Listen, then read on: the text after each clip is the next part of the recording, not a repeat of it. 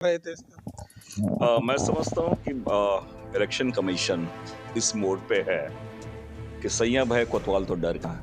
तो पूरे इसके माध्यम से ऐसा लगता है कि पूरे एसआईआर के माध्यम से और विशेषकर वो लोग ज़्यादा सफर हैं जो जिसे कहा जाए वीकर सेक्शन कह लें जो वो ही है सरकार की बेशर्मी कह लें उनकी हठधर्मिता कह लें कि उन बातों को आज भी लोकतंत्र की खूबसूरती है कि विपक्ष जिन मुद्दों को लेकर आपके समक्ष आ रही है तो उनका दायित्व तो बनता है कि उनको दूर। इस वक्त मेरे साथ बातचीत करने के लिए झारखंड से कांग्रेस सांसद सुखदेव भगत जी हैं। सर, बिहार के बाद उत्तर प्रदेश, पश्चिम बंगाल सहित 12 राज्यों में एसआईआर की प्रक्रिया चल रही है।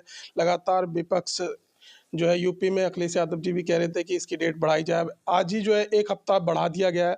लेकिन यहाँ पर ये देखा जा रहा है कि बीएलओ पर इतना दबाव है कि वो आत्महत्या भी कर रहे हैं। आप लोग लगातार विरोध भी कर रहे थे इसका। मैं समझता हूँ कि इलेक्शन कमीशन इस मोड़ पे है कि सैयां भय कोतवाल तो डर काहे का और मोदी जी का जो संरक्षण है और इलेक्शन कमीशन ना तो इंडिपेंडेंट है ना निष्पक्ष है, वो बायस्ड होकर सारी चीज़ों को कर रही है। एसआईआर का हम लोगों ने इसलिए विरोध किया कि उसके टाइमिंग की बात करो, उसका एटीट्यूड की बात करें, उसका अगर जिस प्रकार वो बायस्ड होकर चीज़ों को करे, प्रेजुडिस होकर चीज़ों को कर रही है। आज भी आपने आपने देखा होगा बंगाल में एसआईआर शुरू भी नहीं हुआ है और भाजपा के नेता लगातार ये बोले कि 1 करोड़ वहाँ नाम कटेंगे। तो डेटा किसने दिया उन्हें? तो क्या दोनों की मिलीभगत है? एक प्रश्न ये है। और जिस प्रकार नाम काटे जा रहे हैं और जिस प्रकार जितना 24 लोग करीब बीएलओ लोगों ने आत्महत्या की है। लगातार हम इन बातों को उठा रहे हैं कि आप पूरे अगर देश की बात करें तो वेलफेयर स्टेट है। तो क्या उसे कंपेल आप करोगे किस तरीके से वो कार्य कर रही है? चीज़ें आपको भी मालूम है अगर हम कोई भी चीज़ कोई भी फॉर्मेट अगर आपको दिया जा रहा है तो उसका टाइम जो है वो उसे फिल अप करने में, उससे सारी चीज़ें करने में, सारी स्क्रूटनी करने में। लेकिन बिहार में जो सामने सामने नज़र आया आप देख सकते हैं लगातार हम लोगों ने पार्लियामेंट में भी इन बातों को रखा। देश के सर्वोच्च सदन में अगर इन बातों को रखने के बाद भी अगर उनके कान में जूं तक ना रेंगे, सुप्रीम कोर्ट ने कुछ निर्देश दिए थे उसका भी उन्होंने अवहेलना किया। इसलिए हमने कहा कि सैया बैग कोतवाल तो डर काहे का। अगर इस एटीट्यूड से अगर ये काम करे तो कोई अगर कॉन्स्टिट्यूशनल बॉडी काम करे तो पूरे डेमोक्रेटिक सेटअप की बात करें, डेमोक्रेटिक प्रोसेस की बात करें, डेमोक्रेटिक इंस्टीट्यूशंस की बात करें तो फिर लोग जाएंगे कहाँ?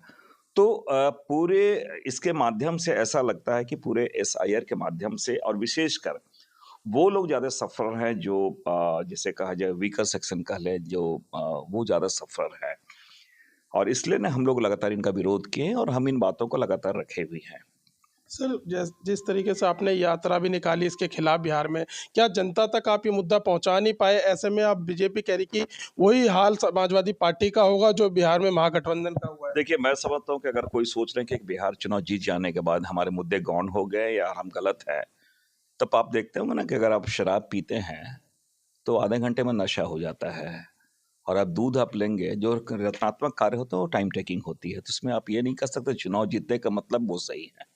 उत्तर प्रदेश सरकार ने एक आदेश भी जारी किया है कि उत्तर प्रदेश में आधार कार्ड को जो है जन्म प्रमाण पत्र नहीं माना जाएगा। देखिए, 2 चीज़ें हैं। सबसे बड़ी बात है कि जो आधार कार्ड बनाने वाले वो गवर्नमेंट सर्वेंट है। तो आधार कार्ड उन्होंने किस आधार पे उनका अगर जन्म तिथि वो किस आधार पे ले रहे हैं? क्या उन्होंने इंक्वायरी की है कि क्या ये जाके अगर वो गाँव में हैं, तो गाँव में जाके पता किया गया कि भई उनका जन्म ये है? या कि हॉस्पिटल की बातें करें या फिर जहाँ भी जो चीज़ें हैं। तो ये मैं समझता हूँ कि ये हमेशा अपनी ज़िम्मेदारी से ये भागती है और इस प्रकार के कार्य करती है। इस शीतकालीन सत्र में क्या सर फिर से एसआईआर का मुद्दा उठेगा? पिछली बार देखा गया कि पूरा सत्र जो है इस पर ही बर्बाद हो गया। इस बार क्या-क्या मुद्दे उठे? देखिए, ब मैं आपके शब्द से इत्तेफ़ाक नहीं रखता, आपने कहा सत्र बर्बाद हो गया। हम जिन मुद्दों को लेके अगर पार्लियामेंट में देश का सर्वोच्च सदन में इन बातों को रखते हैं, तो बर्बाद नहीं है। सरकार की बेशर्मी कह लें, उनकी हठधर्मिता कह लें कि उन बातों को आज भी लोकतंत्र की खूबसूरती है कि विपक्ष जिन मुद्दों को लेके आपके समक्ष आ रही है, तो उनका दायित्व तो बनता है कि उनको दूर करे।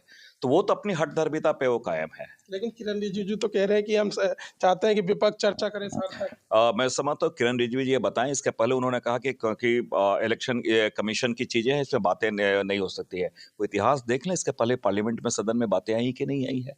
तो मैं समझता हूँ कि अगर जैसे मोदी जी झूठ बोलते हैं वैसे उनके कैबिनेट मंत्री भी झूठ बोलते हैं।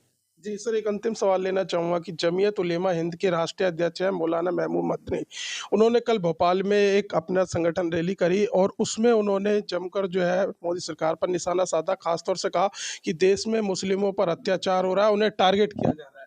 देखिए, मैं समझता हूँ 2-3 बातें हैं, बहुत बार सार्वजनिक जीवन में है, उसमें भाषा की जो मर्यादा होती है, शालीनता, वो कायम रहनी चाहिए। जहाँ तक मुझे लगता है, ये बात सत्य है कि मोदी जी की सरकार के वक़्त अगर आप देखें, पूरे टेन्योर को देखें, तो माइनॉरिटी की बात करें, दलितों की बात करें, अल्पसंख्यकों की बात करें या वीकर सेक्शन की बात करें, सबसे ज़्यादा अत्याचार इन पे हुआ है। अब रही बात मदनी जी की जो बातें आई हैं, तो आप इससे इनकार ना कर सकते दबाव में, बहुत बार दबाव की एक राजनीति होती है। आप उनके एसेट के बारे, उनके बारे में बहुत सारे आपने देखा जिस प्रकार ईडी का इन्होंने दुरुपयोग किया है। तो ये भी ऐसे बहुत सारे वक्तव्य आते हैं जिसमें उनके मन के वक्तव्य नहीं होते हैं, उसे लाचारी में दिया हुआ वक्तव्य भी होता है, ये बातें हैं। लेकिन आप इस बात से इनकार नहीं कर सकते कि नो डाउट कि एट्रोसिटीज़ बढ़ी है, चाहे एससी की बात करें, एसटी की बात करें, माइनॉरिटी की बात करें, वीकर सेक्शन की बात करें, एट्रोसिटी तो बढ़ी है इनके काल में। लेकिन बीजेपी कह रही है उनका बयान देश को बाँटने वाला है। और तो ये बता दें बीजेपी ये बता दे कि 80 और 20 की जो बात करें 80-20 की जो उन्होंने बातें की है, कपड़े से पहचाने जाएँगे, इससे क्या देश में बहुत अच्छा वातावरण हुआ क्या? पहले तो इसके बाद वो जवाब दे और वो रिस्पॉन्सिबल पर्सन है जो कि एक चुनी हुई व्यक्ति है, उन्होंने इन बातों को कहा है, तो पहले तो उनसे उनको जवाब पूछना चाहिए। जी, बहुत-बहुत धन्यवाद सर। तो देखिए हमारे साथ बातचीत करने के लिए थे कांग्रेस सांसद सुखदेव भगत। फिलहाल इस वीडियो में बस इतना ही, बाकी खबर देखने के लिए देखते रहिए पॉलिटिशियंस इंडिया न्यूज़। धन्यवाद। अगर आपको हमारा ये वीडियो अच्छा लगा तो हमारे चैनल को सब्सक्राइब करें, हमारी वीडियो को लाइक करें, शेयर करें और ऐसे ही देश की तमाम बड़ी खबरों के लिए जुड़े रहें पॉलिटिशियंस इंडिया के साथ।